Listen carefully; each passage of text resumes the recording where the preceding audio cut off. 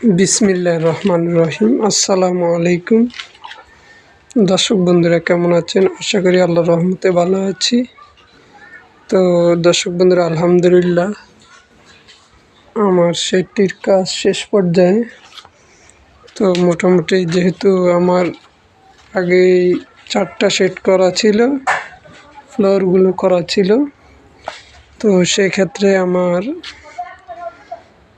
এই সেটটিতে আলহামদুলিল্লাহ 40,000 মধ্যে ইনশাল্লাহ কমপ্লিট হয়ে যাবে বাকি কাজ সহ।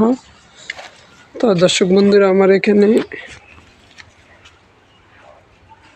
মেরামতে এখন ইট লাগছে 1300,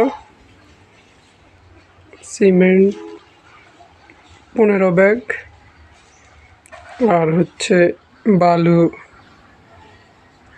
50 ফিট। তো মোটামুটি আলহামদুলিল্লাহ এর মধ্যে আমার চালটা ছিল আগের। এখানে 6টা টিন আর আদল সহকারে আমার 8,000 টাকা লাগছে। মিস্ত্রি খরচ, কাঠ মিস্ত্রি খরচ লাগছে 4,000, আর হচ্ছে আমার হাউস বাউন্ডারি ওয়াল সহ 7,000, 7/11। টিন আদল ডুয়া হচ্ছে 9,000, তাহলে 11, 19। আর হচ্ছে আমার ইট বালু সিমেন্ট সহকারে 20,000 টাকার মতো। তো এই 40,000 টাকার মধ্যে আলহামদুলিল্লাহ আমার এই 8টি গরুর শেড কমপ্লিট হয়ে যাবে। যেহেতু এই যে আমার ফিলারগুলো ছিল আমার ওই ফার্মের অবশিষ্ট 7টা ফিলার, আর একটা আমি বাজার থেকে কিনছি। এগুলো হচ্ছে অর্ডারি বানানো ফিলারগুলো। তো এই ফিলারগুলো এগুলো অঞ্চল ভেদে দাম, তবে সবচেয়ে ভালো নিজেরা তৈরি করলে। যেহেতু আমি আরও 3 বছর আগে এগুলো বানাইছি, সেক্ষেত্রে আমার একটা ফিলারে 1100 টাকা করে পড়ছে। যেহেতু এখন লোহার দাম অনেক বেশি, সেক্ষেত্রে কম বেশি হবে।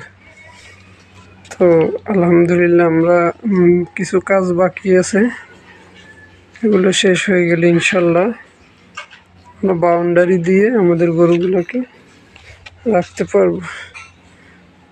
এই যে এটা আমাদের খাদ্য এবং থাকার ঘর হবে, আর এটাতে আমাদের পুরানো শেড। তো দর্শক বন্ধুরা, এই যে আমাদের শাহিওয়াল বাছুরটা।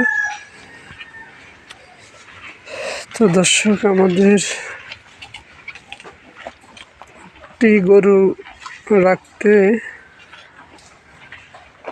সর্বনিম্ন যদি নতুন করে কেউ ঘর করেন, সেক্ষেত্রে প্রায় 1 লাখ টাকার মতো লাগবে বর্তমানে। আর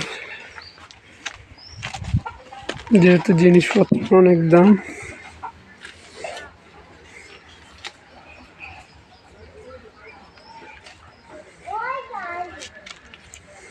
বর্তমানে মিস্ত্রি খরচটা অনেক আমাদের এইদিকে, প্রায় একজনের রোজ 900 টাকা। তো সেক্ষেত্রে আসলে 1 লাখ টাকা কমে হবে না, 1 লাখ টাকা প্লাসে উপরে হালকা লাগতে পারে। এগুলো অবশ্যই প্লাস্টার করে দিবেন, কারণ হচ্ছে ভিতরে প্লাস্টার করে দিলে গোবরে আপনার ওয়ালটা নষ্ট হবে না। আর বাহির দিয়ে করে দিতে পারলে ভালো, কারণ হচ্ছে হাওয়া বাতাস আপনার ওয়ালটা অন্তত 40-50 বছরও কিছু হবে না। তো এই জন্য দর্শক বন্ধুরা, আমরা ভিতর বাহির দুটো ইনশাল্লাহ ইয়ে করে দেব, প্লাস্টার করে দেব।